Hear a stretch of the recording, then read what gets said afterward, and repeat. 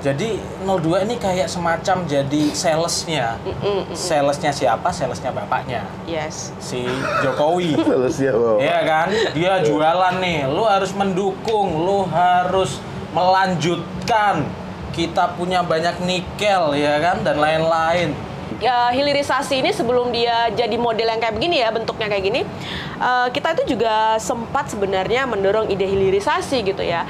Karena apa? Sempat mendorong ya? Iya, tagline bahaya, melanjutkan gitu ngeri. bahaya. Jadi dia semacam menunjukkan bahwa dia akan melanjutkan proyek-proyek, program-program atau model kebijakan negara yang selama ini tuh membuat rakyat sengsara. Betul. Sebenarnya kalau 01 itu punya program Desak Anies, 03 punya program Tabrak Prof, 02 juga punya program yang lain. Apa tuh?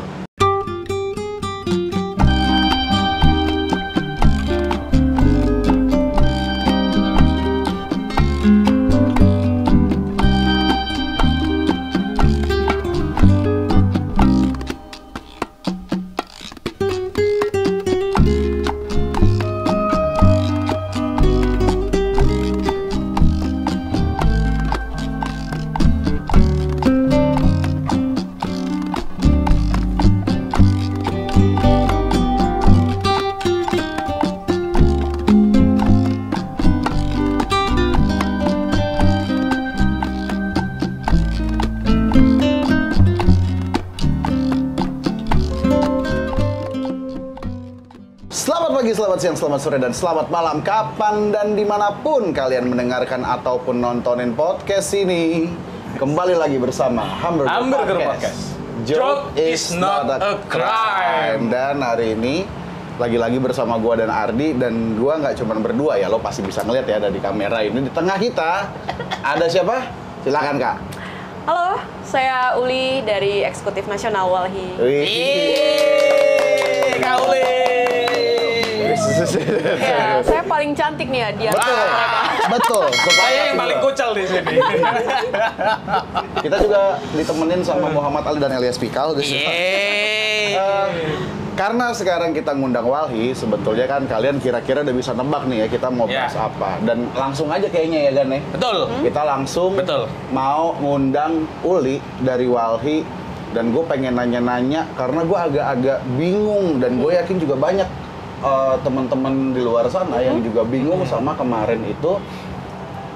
Apa sih yang dibahas selama debat cawapres yang keempat itu, yang hari Minggu kemarin.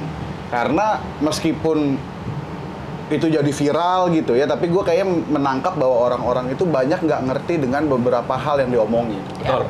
Dan hal ini adalah yang paling banyak dibahas. Yang pertama itu hilirisasi. Gue nggak ngerti nih. Dan mungkin teman-teman yang lain juga nggak ngerti.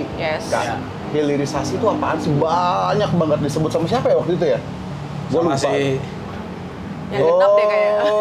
Iya, yang begini ya. Siap mencari ini kitab suci ke barat kan. Siap mencari aktivis yang dihilangin sama capresnya. Mana ya? Oke deh. Hilirisasi ya? Hilirisasi Hilirisasi apa ya? enggak? Ya, jadi sebenarnya hilirisasi itu kan adalah satu proses untuk menambahkan nilai tambah terhadap satu komoditas yang dihasilkan gitu ya.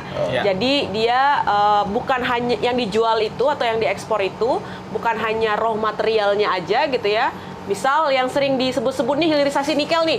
Ya, nggak apa-apa. Iya. Kita copotin aja. Munir juga nggak sepakat nih dengan Munir juga nggak sepakat kayak dengan hilirisasi ini.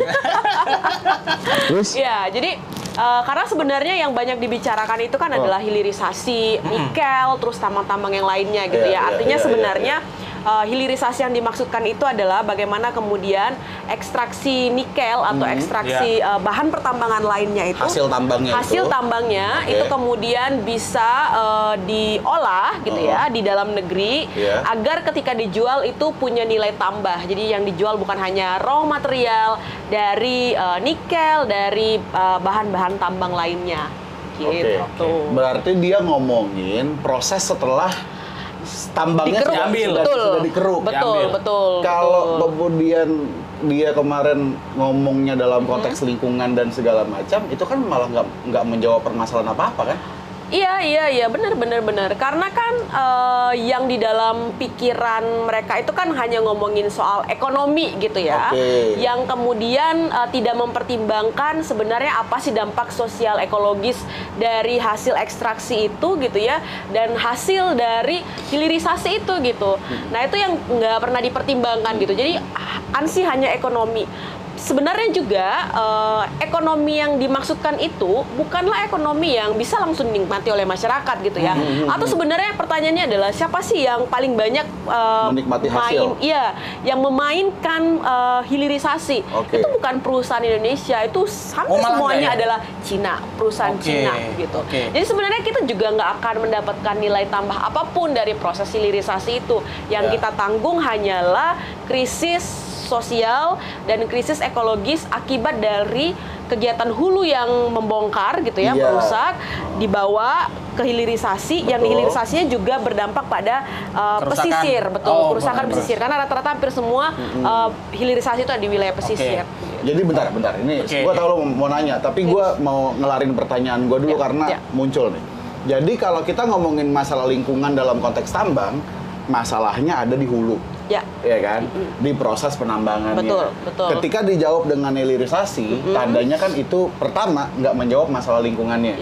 Dampak-dampak lingkungan yang kemudian terdampak, rusak dan yang lain sebagainya, warga yang diusir dan yang lain sebagainya. Itu kan berarti hilirisasi tidak menjawab. Ya, justru menambah beban baru. Yang kedua, kalau alasannya ekonomi pun ternyata dengan nilai tambahnya bukan buat kita juga akhir-akhir ini. Kenapa akhirnya tetap ada yang ngotot banget sama hilirisasi, padahal dua fakta tadi seenggak-enggaknya udah kita temukan bahwa itu tidak menjawab apa-apa dan tidak akan kita nikmati gitu.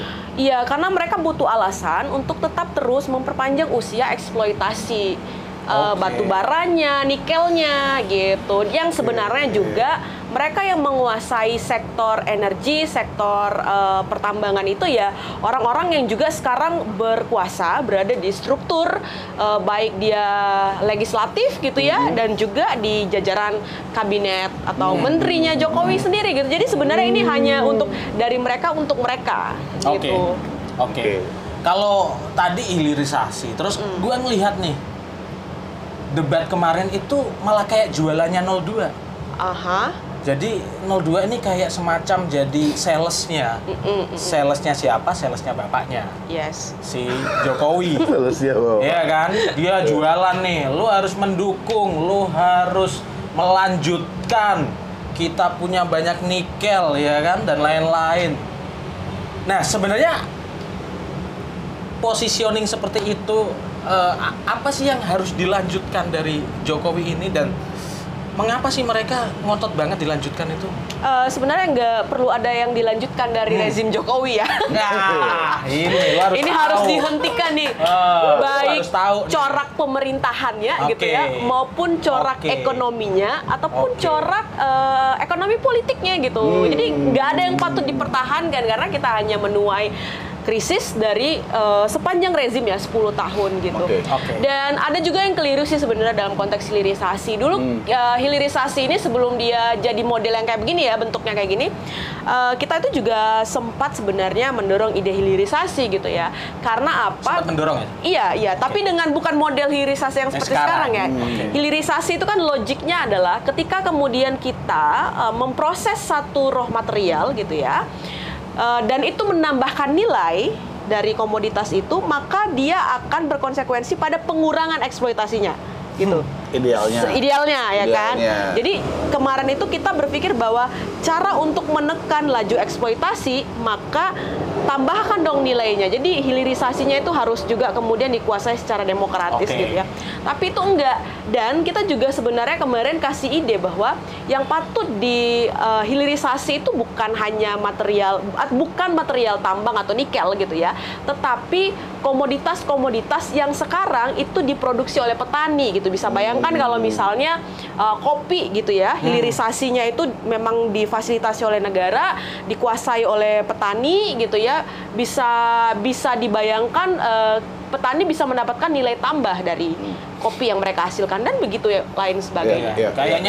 Kayaknya emang Gibran harus latihannya sama lo sih. Tapi kalau latihan kayaknya nggak cukup gue juga milih-milih sih. Kalau Gibran yang datang sih gue Tapi ini gue menarik nih. Tadi Uli dalam omongan 5 menit terakhir kayaknya itu banyak banget nyebut soal krisis yang dihasilkan akibat eksploitasi. Nah itu apa sih? Coba jelasin deh ke gua gitu ya yang nggak gitu ngerti-ngerti banget. Apa sih yang dimaksud dengan krisis itu? Kenapa sih eksploitasi yang tadi lo sebut itu melahirkan krisis? Kenapa sih proses tambang yang kemudian merusak dan berdampak buruk gitu ya, kemudian dia dianggap akhirnya implikasinya malah melahirkan krisis gitu? Gue sebenarnya ambil contoh yang umum aja ya, dan bisa kita rasakan langsung. Kalian berdua pasti ngerasa nih ya bahwa cuaca atau suhu kita dalam 1 tahun terakhir tuh panas banget. Ya kan? Pagi-pagi aja buka pintu panas banget coy. Iya benar. Nah itu adalah dampak dari situasi iklim kita yang semakin memburuk gitu ya, atau krisis iklim gitu sederhananya. Apa itu krisis iklim? Adalah satu situasi di mana iklim kita itu semakin tidak menentu gitu ya. Bumi semakin panas gitu. Kenapa bumi semakin panas? Ya karena akibat dari eksploitasi sumber-sumber penghidupan yang ada sekarang. Tambangnya makin luas gitu ya. Hutan diubah jadi perkebunan sawit gitu ya.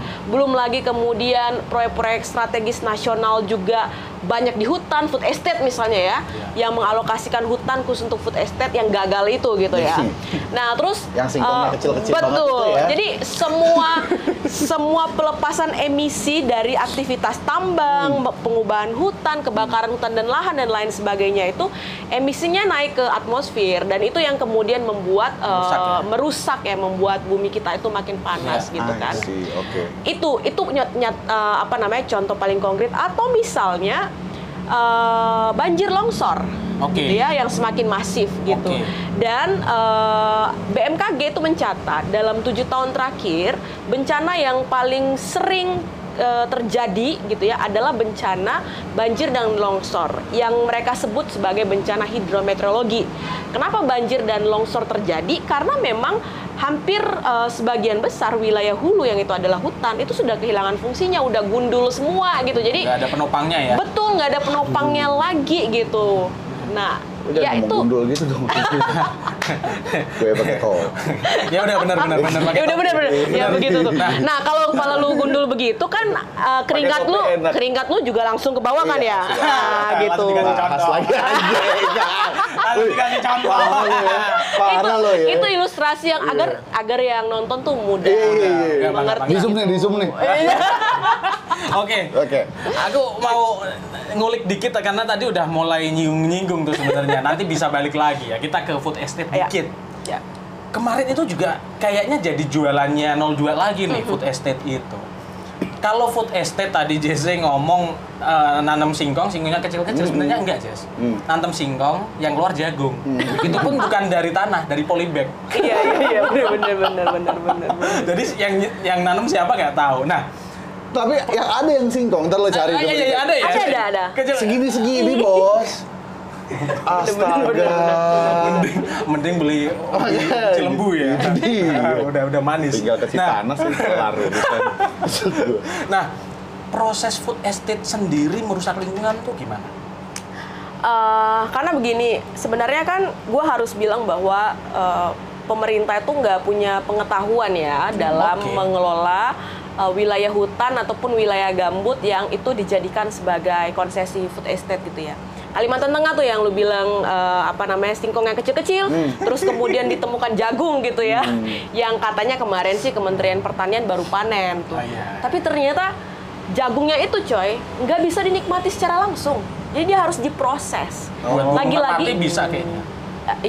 Perlu kita coba. Mungkin, ya. Artinya si jagung yang dipanen itu gitu ya, dia harus masuk ke ruang produksi dulu gitu. Jadi harus jadi produk buatan gitu ya, jadi setelah melalui pangan ultra proses gitu. Betul, nggak bisa dinikmati langsung oleh masyarakat gitu ya. singkongnya juga nggak bisa dipanen gitu ya. Artinya sebenarnya glorifikasi aja gitu. Dan itu hanya 10 hektar cuy. 10 hektar itu hanya 0,0% gitu ya dari 31.000 lahan food estate yang sudah ditetapkan, dan itu berada di kawasan hutan serta ekosistem gambut gitu. Nah, ekosistem gambut dan kawasan hutan mereka tanam jagung terus singkong yang pasti nggak akan tumbuh, dan ketika kemudian si gambut itu kering, maka inilah kemudian yang menyebabkan kebakaran hutan dan lahan. Makanya di sepanjang 2023 kemarin lokasi food estate itu menjadi salah satu lokasi yang terbakar. Oke. Gitu. Oh begitu. Lokasi food estate adalah lokasi yang terbakar. Betul. Nah, kalau nyambung soal food estate itu kan sebetulnya merupakan salah satu dari sekian banyak PSN, proyek-proyek strategis nasional. Proyek-proyek strategis nasional. Kemarin kan lumayan cukup dibahas tuh soal PSN dalam debat yang kemarin. Tapi seingat gua PSN yang dibilang sama Gibran kan, yang kemudian ditanyain soal PSN, itu dia ngomong bahwa akan prosesnya akan menghormati hak-hak masyarakat adat dan segala macam. Faktanya di masa pemerintahan bapaknya, yang kemudian dari gua baca datanya teman-teman YLBHI gitu ya, sepanjang 2017 sampai 2023 gitu ada lebih dari 200 PSN di seluruh Indonesia. Betul. Yang mungkin kemudian terakhir pada viral kan kasus Rempah. Gitu ya. Yang terus apalagi dulu Wadas. Ya benar. Kendeng nggak termasuk ya? Kendeng nggak. Nah, tapi Wadas gitu ya. Wadas. Meskipun Wadas nggak bisa lo lupain juga, kalau ngomong Wadas ya pasti ngomong Kendeng. Karena ya tau lah. Nikel juga. Nikel juga. Nah, dalam temuannya Walhi itu gimana selama ini proses PSN ini di pemerintahan bapaknya si Gibran, di mana anaknya bilang oke, kita akan perhatikan masyarakat adat dan segala macam ini dan itunya, tapi kemudian dalam pemerintahan bapaknya itu gimana? Bullshit sih. Iya, jadi karena menurut gue gini ya, PSN itu kan satu program yang sejak diciptakan atau sejak muncul itu emang udah nggak menghormati hak masyarakat adat. Gitu ya, masyarakat adat, komunitas lokal, rakyat lah secara keseluruhan gitu. Karena apa? Karena proyek PSN itu apa-apa aja tuh yang jadi proyeknya tuh muncul tiba-tiba, coy. Nggak pernah didiskusikan ke publik, nggak pernah dikasih tahu ke publik, tuh nggak pernah. Jadi tiba-tiba muncul tuh PSN. Bleng masuk.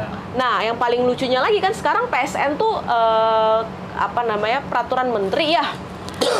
Lu coba bayangkan aja cuy, misalnya satu PSN tuh nggak sesuai dengan tata ruang gitu kan. Tata RW-nya. Betul, RT RW itu diatur undang-undang. PSN itu diatur peraturan menteri. Kalau dia nggak sesuai dengan RT RW, lu tahu yang mana diubah? RT RW-nya cuy. Ini RT RW bukan rumah bukan ataupun rukun warga ya. RT RW itu rencana tata ruang wilayah. Ya. Gitu. Jadi selain dia tidak menghormati rakyat, dia juga mengganggu konstruksi hukum yang ada di Indonesia gitu. Iya kan? Gue bukan anak hukum, tapi gue tahu hal yang paling standar dari hukum itu adalah bahwa aturan turunan itu nggak boleh bertentangan dengan aturan yang di atas.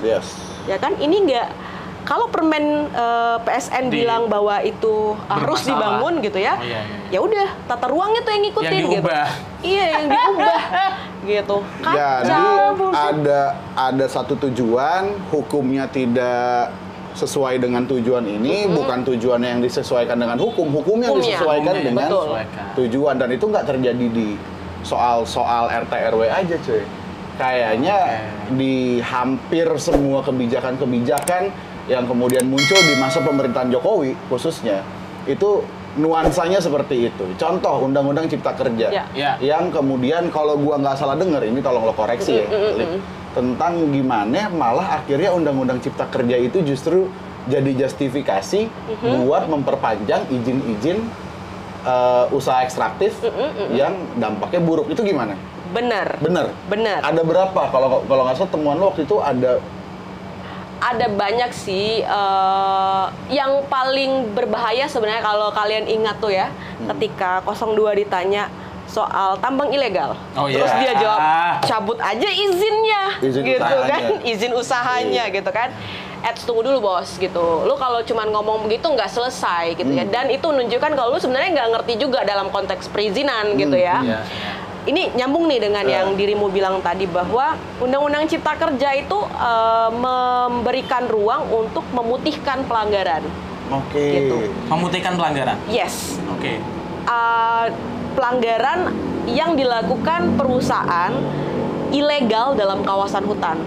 Datanya Walhi itu mencatat tambang ilegal itu ada 300-an yang Di dia wilayah mana? di kawasan hutan se-Indonesia Di kawasan hutan se-Indonesia. yang nggak punya izin dan Oke. ikut pemutihan. Ikut pemutihan. Ikut pemutihan.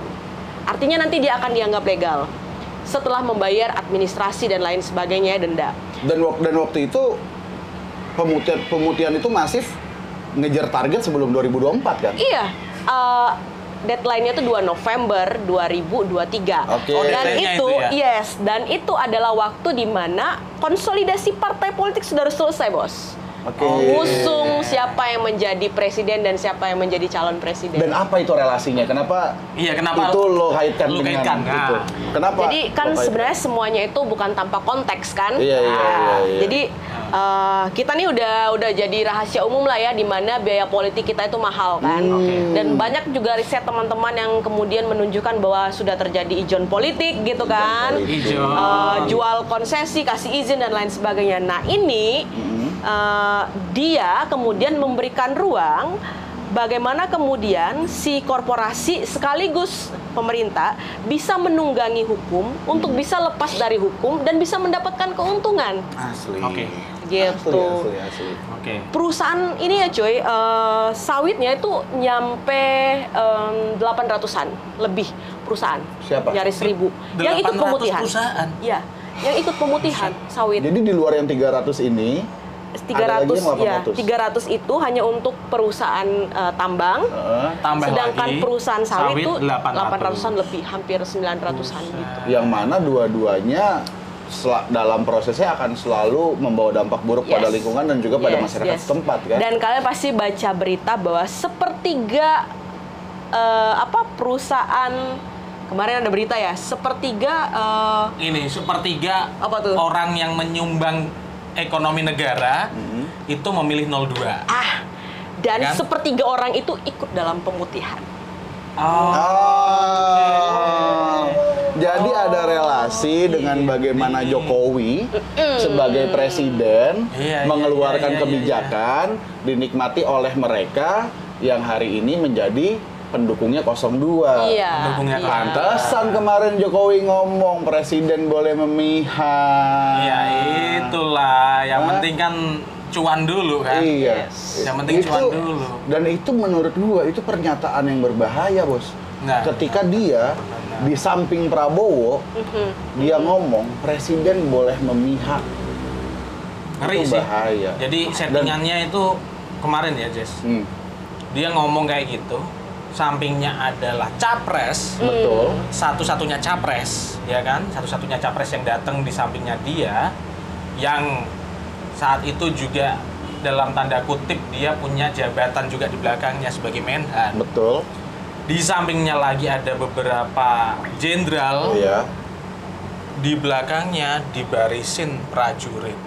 Kalau gua lihat ini sebagai pesan sih sebenarnya. Iya, itu simbol politik lah ya. Itu simbol Itu simbol. politik, simbol Apa- politik bahwa apakah kalau itu nggak bisa bisa- digoyang. Apakah itu dia sedang menunjukkan pesan bahwa gua punya kekuatan Nah. dan siapapun yang melawan gua hati-hati. Sikat. Nah, Itu Atau, nggak kira-kira. ngeri. Itu atau nggak sebenarnya kira-kira. kebalikannya cuy.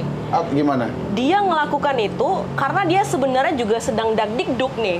Karena Bisa apa? jadi. Karena angkanya angkanya terus yang turun atau stagnan gitu. kayaknya terus turun sih. Oke. Faktanya terus Jadi turun. ada dua kemungkinan lah ya. Iya, Satu iya, dia iya, mau iya, menunjukkan bahwa lu Iya, jangan Bu. macem-macem ya. Semua aparatur negara itu kita pakai nih. Betul. Gitu ya kan untuk mendukung gitu. Yes. Atau Iya. kedua, sebenarnya dia dalam situasi dagdikduk, nih kenapa ya elektabilitas paslon yang gue dukung nih stagnan atau bahkan Bukan paslon turun? yang gue dukung. Anak gue. Oh, anak. Takut bos. jadi gini, kalau 01 itu kampanye itu diwakili oleh paslonnya langsung, Anies sama Imin, ya kan, paslon 3 Ganjar sama Mahfud, paslon 2 ini diwakili sama orang lain, Pak. Siapa tuh? Presiden dong. Dan itu bahaya loh, tagline Itu bahaya, melanjutkan, Ngeri. bahaya. Jadi dia semacam menunjukkan bahwa dia akan melanjutkan proyek-proyek, program-program atau model kebijakan negara yang selama ini tuh membuat rakyat sengsara. Betul. Ya kan? Dan itu akhirnya menegaskan setelah tadi dijelasin sama Uli, sepertiga penyokong dana Prabowo, pengusaha-pengusaha yang menjadi sepertiga dari penyokong dana Prabowo adalah mereka yang ternyata menikmati Betul. Produk hukum rezim Jokowi. Betul. Itu kan jadi Betul. Nah, berarti kalau kayak gitu sesuai tadi pertanyaan Ardi ya, nilai. Gue pengen minta lo menilai atau ngasih rate dari 1 sampai 10 buat si debat itu secara keseluruhan. Terus buat si masing-masing Calon. Gitu. Oke. Debat keseluruhan dulu. Keseluruhan dulu. Ya. Kalau debat secara keseluruhan itu nilainya 6,5 lah ya. Oke. Ya, karena apa? Karena banyak hal yang sebenarnya belum selesai gitu ya dari perdebatan mereka gitu, dan banyak substansi-substansi yang ke-distract dengan gimmick-gimmick yang sebenarnya nggak penting dan itu ngabisin waktu aja gitu. Itu ininya ya, debatnya ya, dan banyak hal juga yang sebenarnya belum banyak diperdebatkan, dibahas di debat. Nah, kalau masing-masing gue kasih nilai 1 dan 3 itu di angka 6 gitu. Karena sebenarnya meskipun tidak ada kebaharuan gagasan gitu ya, tapi mereka berupaya untuk menyentuh sebenarnya hal-hal substansi gitu. Dari persoalan agraria, lingkungan gitu ya, hukum gitu ya. Tetapi kemudian lagi-lagi gue harus bilang bahwa ketika mereka mencoba untuk mengangkat hal substansi itu ke-distract lagi coy dengan gimmick gitu ya. Gitu. Emang hal substansi itu yang tadi itu ya, yang soal PSM itu ya. Iya gitu. Soal misalnya keadilan iklim gitu ya, tobat ekologis yang sempat gitu ya. Terus tadi bagaimana perlindungan terhadap pembela lingkungan gitu ya. Gitu. Bagaimana kemudian penyelesaian konflik agraria gitu kan. Itu banyak yang ke-distract itu. Kalau untuk nomor 2, gue kasih nilai 4 dari 10 ya. Kalau 10 paling besar ya, 4. Karena selain gue nggak lihat gagasan, karena tagline-nya itu adalah keberlanjutan, yang lainnya adalah tadi cuy, banyak gimmick gitu ya, banyak itu gimmick. Kalau di sekolah-sekolahan, itu kalau 4 nggak naik kelas tuh. Belum memenuhi KKM. Kalau KKM-nya 5. Kalau KKM-nya 5. Terus banyak pakai singkatan-singkatan yang Greenflation. Iya, atau istilah-istilah. Gue jadi ingat waktu kita kuliah cuy, kalau misal ada teman gitu kan, dia mau terlihat pintar dengan menggunakan istilah yang paling rumit sekali. Bener. Sebenarnya dia nggak ngerti gitu, cuman mau kelihatan pintar aja gitu. Tapi jangan-jangan yang disampaikan sama Gibran, saya tidak menjelaskan ini kan. Pak Mahfud ini prof. Itu mungkin jangan-jangan memang salah satu strategi untuk para mahasiswa yang mau bimbingan skripsi kali. Biar pertanyaan-pertanyaan dari dosennya itu nggak susah. Betul. Kayaknya sih ke situ sih. Kalau dosennya tanya gitu kan, Bapak masa profesor masa nanya profesor. Ini salah satu kita lihat POV-nya dari mana? Bener. Tapi kenapa lo menilai bahwa debat secara keseluruhannya itu 6,5? Apakah banyak yang luput dan tidak dibahas dalam debat itu atau karena apa? Iya, banyak yang luput juga yang dibahas, misal soal polusi ya. Jakarta kan persoalan besarnya salah satunya adalah polusi kan. Dan itu sama sekali nggak kesinggung, nggak disentuh gitu kan. Padahal mereka itu adalah korban sekaligus pelaku kan. Iya. dari persoalan polusi di Jakarta ini gitu kan. Itu nggak kebahas sama sekali. Dan polusi di Jakarta itu polusi di Jakarta itu kan teman-teman gabungan koalisi udara bersih kalau nggak salah pernah menang gugatan. Betul. Di tingkat CLS kalau Citizen Lawsuit tuh di mana ya? PT UN ya? Iya, tapi maksudnya setiap tingkatan mereka menang gitu. Iya kan? Iya, gugatan betul. Lalu kemudian kan berusaha di PK ya sama Presiden dan Kementerian Lingkungan Hidup dan Kehutanan gitu ya. Malah maksudnya Presiden dan Itu kan kalau nggak salah ditujukannya bukannya buat gubernur waktu itu ya? Ya gubernur Semua, juga. Jadi ada yang kan? digugat itu gubernur, KLHK, Kementerian Lingkungan Hidup dan Kehutanan sama presiden.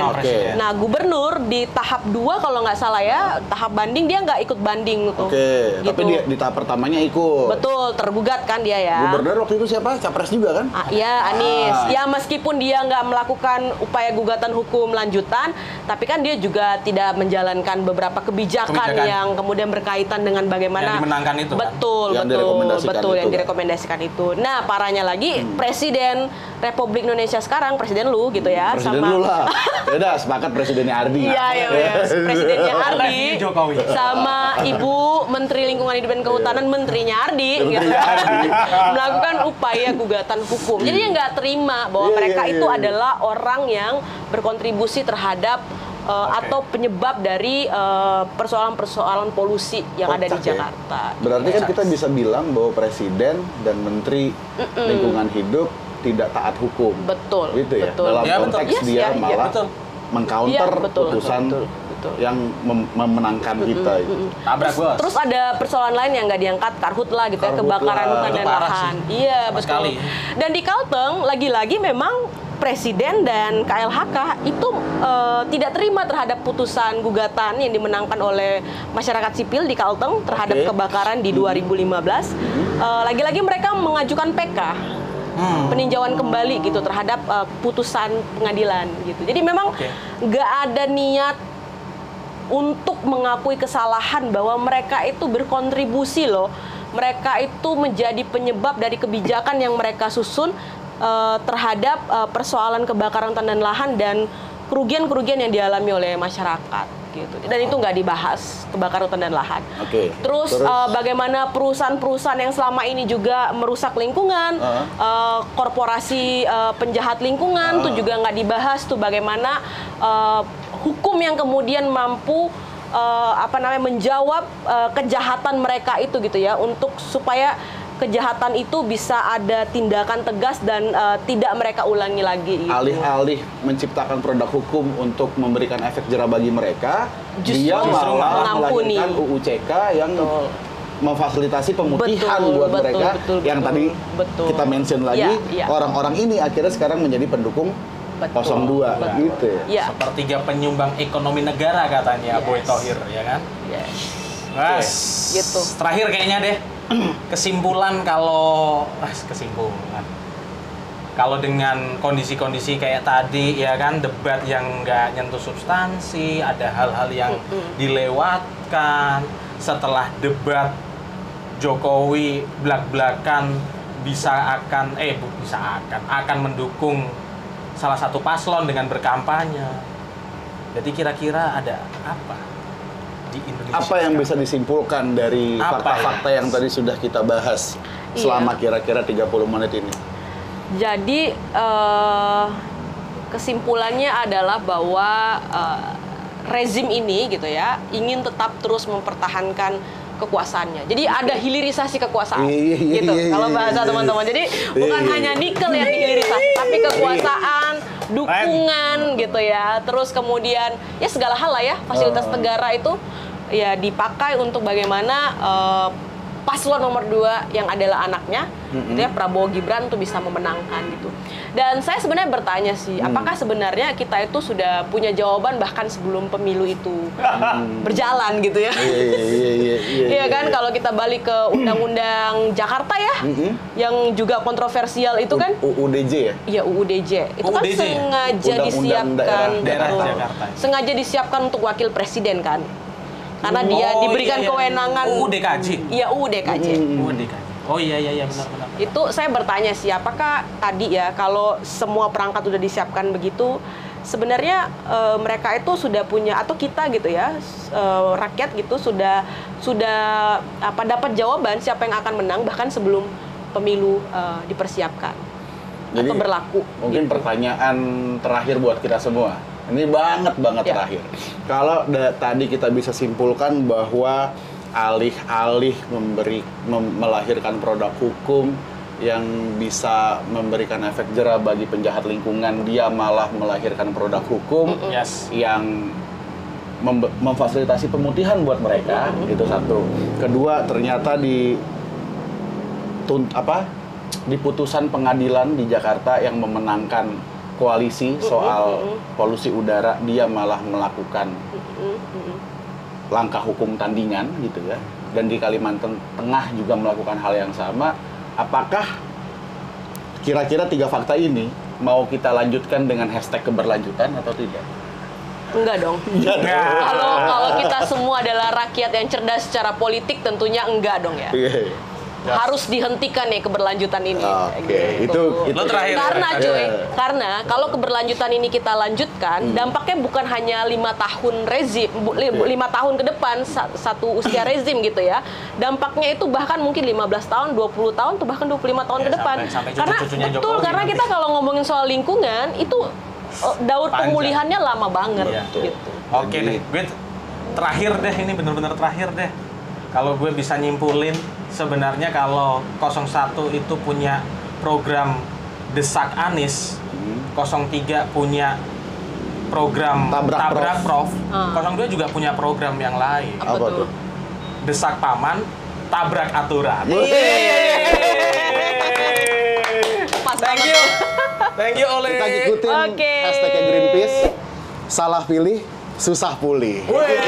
Salah pilih susah pulih. Oke, thank you Kak Uli. Oke.